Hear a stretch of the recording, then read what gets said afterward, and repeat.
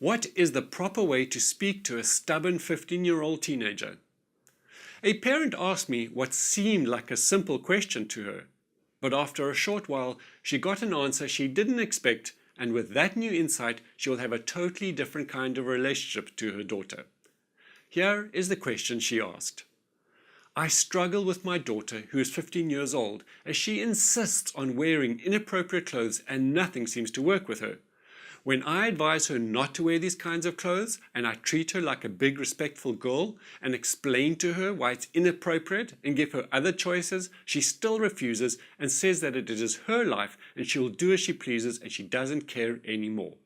And then on top of that, she will wear exactly what I ask her not to wear.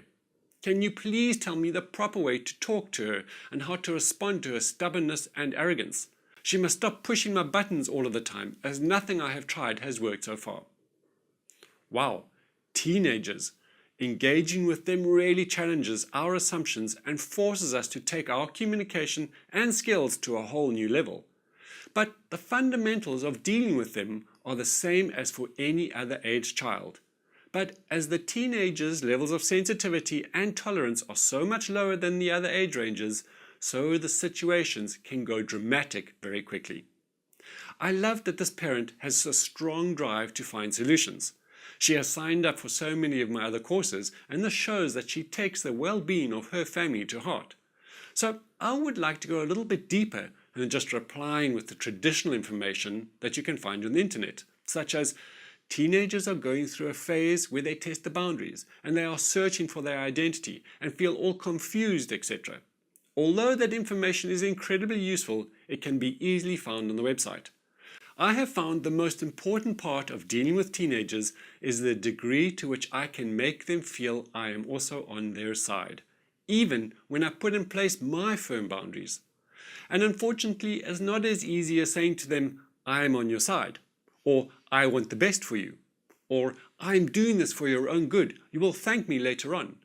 It is also about your emotionally intelligent abilities to hold your own anger and frustration and not make your daughter wrong or feel bad about her point of view or behavior. The general teenager out there is less likely to be submissive and just agree with you, but you probably know this. They will probably react with anger, resistance, and also retaliation or revenge.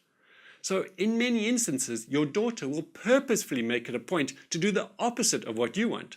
In her head, she is saying, you make me feel this way. Well, now I'm going to show you that you're not the boss of me.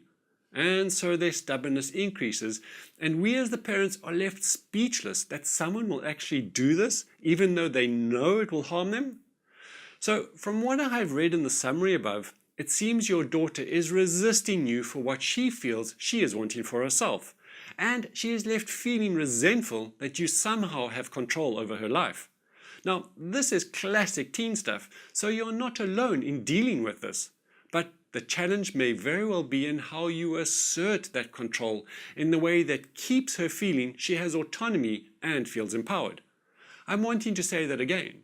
The challenge for parents of teenagers is in how to assert their authority and control in a way that keeps the teenager feeling that she still has autonomy and feels empowered. I would word it something like this, and take note that the deep message that I'm conveying to her is that I also want this to work for her, in spite of me also wanting some level of control. Honey, I have noticed that you and I keep arguing about dress sense and clothes, and I realize that I keep finding myself expecting you to wear the clothes that I want you to wear, or the clothes I think would be best for you. And it doesn't seem to work, as you feel you would like to wear the other clothes that you choose.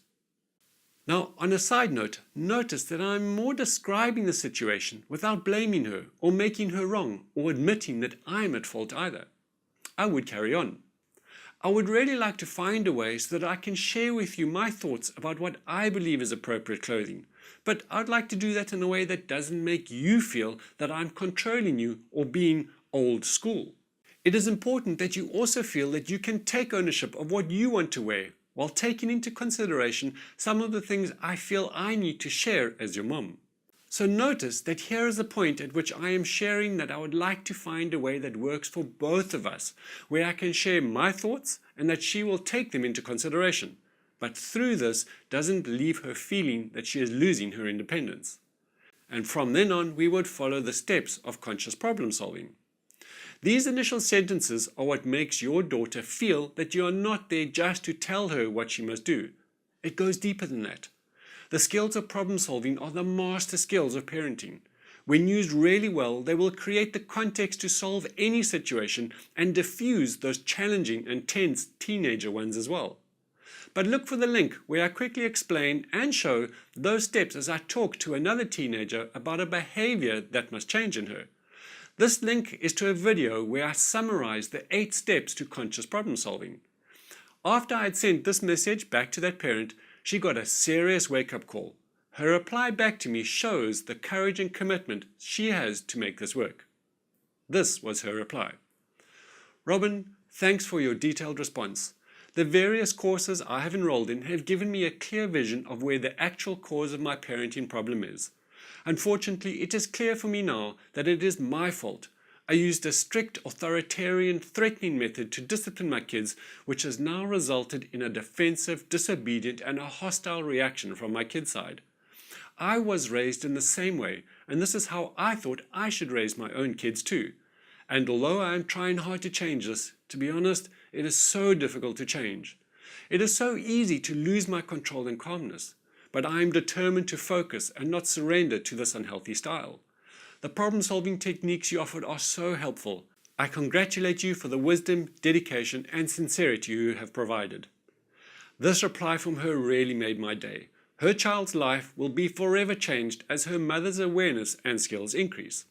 When a parent realizes that their default parenting style was not really their choice, but more of something inherited from their own parents and culture, then new possibilities open up. But it's not your fault for this. You did not choose this as you were growing up. But now it is your responsibility to do something about it. And you have made that choice and commitment already for yourself and for your kids. It is not always easy, and sometimes not always difficult. But it is very worth it because at a really core level, you are providing your own children with a parenting model that will actually support them when they are parents themselves. You are putting in that extra time and effort now so they will have it better later on.